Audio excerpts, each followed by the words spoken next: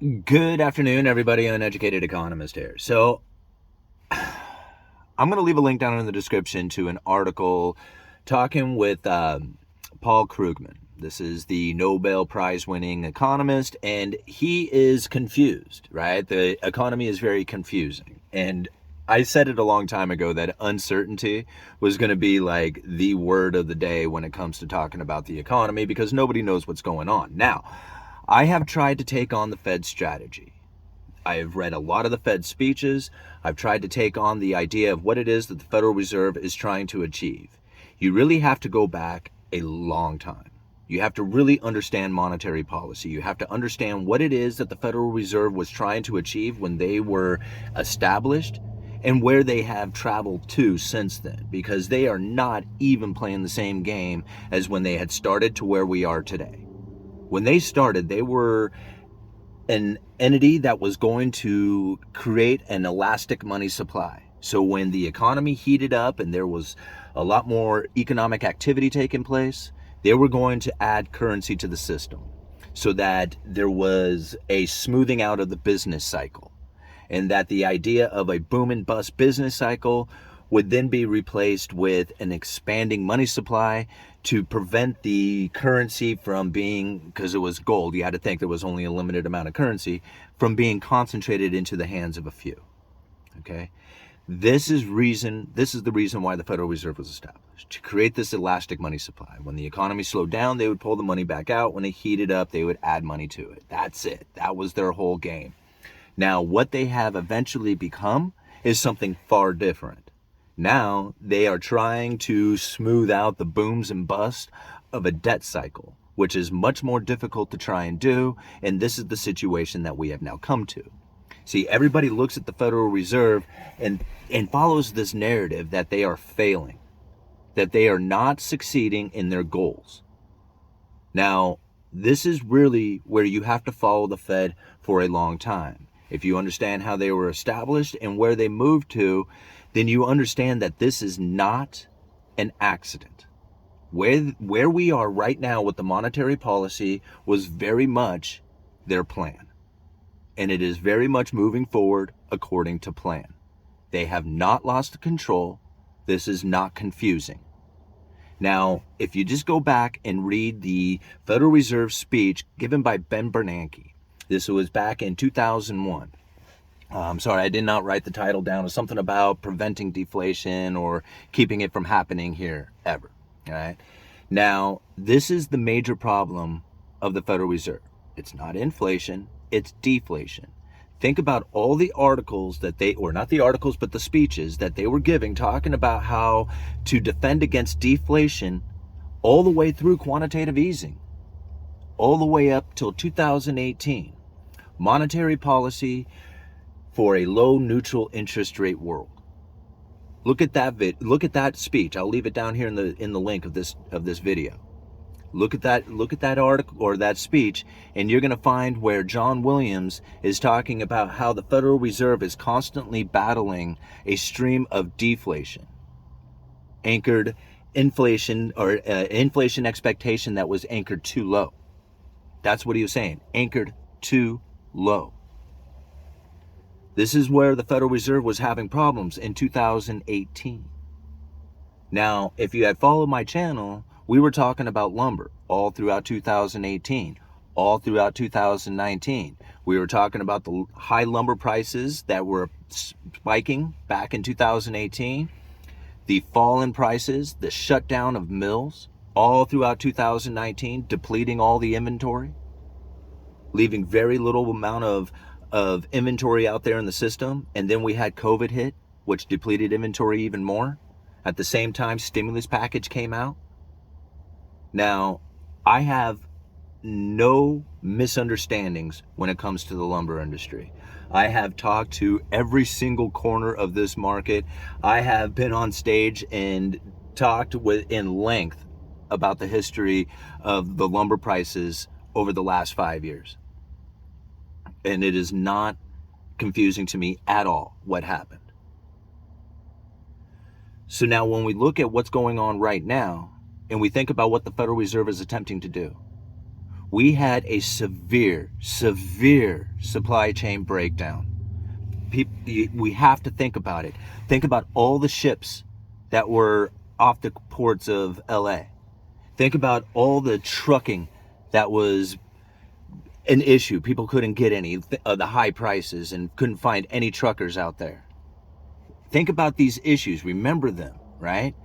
People want to forget so quickly. They don't remember these things. You have to remember them. Remember what an issue it was. Everything was locked down. And there was a huge demand that came from the stimulus package that came out. That is not continuous money injection. That was a one-time money injection. So we think about that big demand, that overwhelming consumer demand. And we think about what happens when all of a sudden there's a supply shock. There is the perception of the people begin to really go wild, right? They start spending way more than they should on items that they think they're not going to be able to get, or they'll buy up more of what it is that they feel that they need, thinking that there's going to be a shortage coming into the future. This overwhelming consumer demand is completely false. It's not real. It's a misbehavior, if you want to call it that. So the Federal Reserve understands that they can manipulate the people just by owning the narrative, by putting it out there that there's going to be a shortage, and you lock the economy down, and then you give everybody a bunch of money, and then you start screaming inflation out there, inflation, then what do you think people are going to do?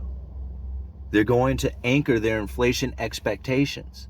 This is exactly what the Federal Reserve was looking for, was to anchor inflation expectation. Look at the John Williams speech, right? That was the problem. Inflation expectation anchored too low rather than too high. And so now here we have the inflation expectation. It's running very high. And the Federal Reserve absolutely loves it. They are very much happy with this expectation that has taken place right now. In fact, go and look at speech, I'll leave it down in the description, from Lael Brainerd, just given January 19th. Just a couple of months ago, January 19th, 2023. In this speech, this particular paragraph, of course, an extended period of high goods and service inflation resulting from a series of demand and supply shocks associated with the pandemic and war could lead to a rise in inflation expectations, which would make it more difficult to bring inflation down. That is why it has been important for monetary policy to take a risk management posture to defend inflation expectations. The expectation anchor. See? It's not that the people are creating a situation in which that the Federal Reserve is going to have a difficult time getting inflation down. That's not the case. The case right now is the supply available for people to purchase is not in line with the demand. Period. Think about that only. And now, I said it a while ago. I said it, when the Federal Reserve goes to fight this inflation, what they are going to do is they are going to raise interest rates. When they raise the interest rates, it is going to put a burden on the consumer. The consumer will then slow down their purchases. If they slow down their purchases, the supply side will then become in line with the demand. Supply versus demand. Here's the issue. The Federal Reserve said it within their own statements that they were looking for help from the supply side. Now, if you are a supplier, a manufacturer, a distributor out there, why in the world would you try to produce or distribute or even participate in the economy if you have the Federal Reserve outwardly stating that they are wanting to hurt your customer? What's going to end up happening is that the supply side is going to fall along with the demand. As the interest rates stay elevated, it is not going to fix the inflation, the price inflation that we're seeing out there, because the demand out there is going to follow the supply down as the supplier, the retailers, the distributors out there don't want to participate in this economy. That's the reason why the Federal Reserve is so confusing and it's not working, is because it's working just in line exactly the way they want it to. They want to inflate or keep the inflation expectations well anchored, and it's totally working, right? Oh, we're going to have to keep interest rates elevated for a significant amount of time. Geez, how many times have I said that before they even started raising the interest rates? I said it then. I said they are going to keep interest rates elevated for a significant amount of time after that. And this is all the excuses, everything, because everybody's going to be counterintuitively thinking, they're going to think differently, right? They're going to think, no, you're wrong, right? Everything that I know about the economy, everything that I've heard, everything that I've listened to on the news and everything says that you are absolutely wrong. That's what they're thinking about this video right now. Now, you think about what I have said way before any of the fighting of inflation took place. I said when they go to fight the inflation narrative that they are going to keep try to keep the inflation expectations elevated, and they are going to keep the interest rates elevated for a significant amount of time. They are not going for a 2% target, but a 2% target of an average inflation rate over time. Whatever that means. We don't even know what the 2% average is. So I don't understand how it is that people are confused by this. Even when it comes to unemployment, where are all the jobs? Well, did you ever think that maybe during the pandemic, when everybody was just like, man, I'm getting out of here, I am done, right? I'm ready to retire. I'm just a few years away. I'm out of here. Well, there was already a rise in retirements, and now that just got expedited by the pandemic. Same time, not a lot of people were getting trained. Right? So for a year and a half, 2 years, whatever it was, very few people were actually getting trained in the services in which that you're feeling the shortages in, right? This is the problem. Like even here in my area, it had a lot to do with like just the changing environment of the location where people are now buying these houses at such a high price that the average worker can't live here anymore. So people are like, nobody wants to work anymore. It's not that nobody wants to work, it's that nobody can live here, right? I mean, why would I go and, like okay, I do carpentry work. I can do it, right? But I don't have a carpentry business. Now, I know how to do the work, right? But I can't necessarily go and just charge the high rate price because I'm not licensed and contracted and all the other stuff to do it. So if I was just a laborer or just a carpenter who was working for another contractor or something like that, you're not going to make nearly as much money. It would be very difficult to try and live here as that. So you're looking for people who can do work. Guess what? They have to have a place to live, right? And they have to be able to afford to live there. If they can't afford to live there, they can't work there. And that's the reason why a lot of people in a lot of, areas are finding it difficult to find people to work for them. It's because of the area that they happen to be in and the industries they happen to have there. You have to think manufacturing is not coming back to the United States. I don't care how hard they try. It doesn't matter unless you have like mass government subsidies and tariffs and taxes and all the other stuff that goes with it.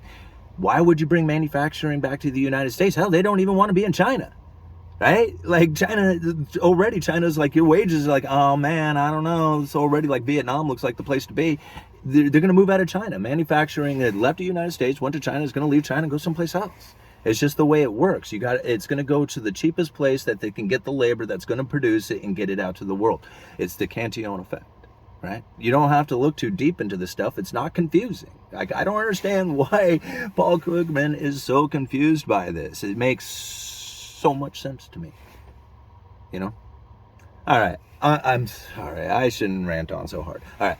Uneducated Economist. You guys let me know. I'll leave a bunch of links down in the description for you.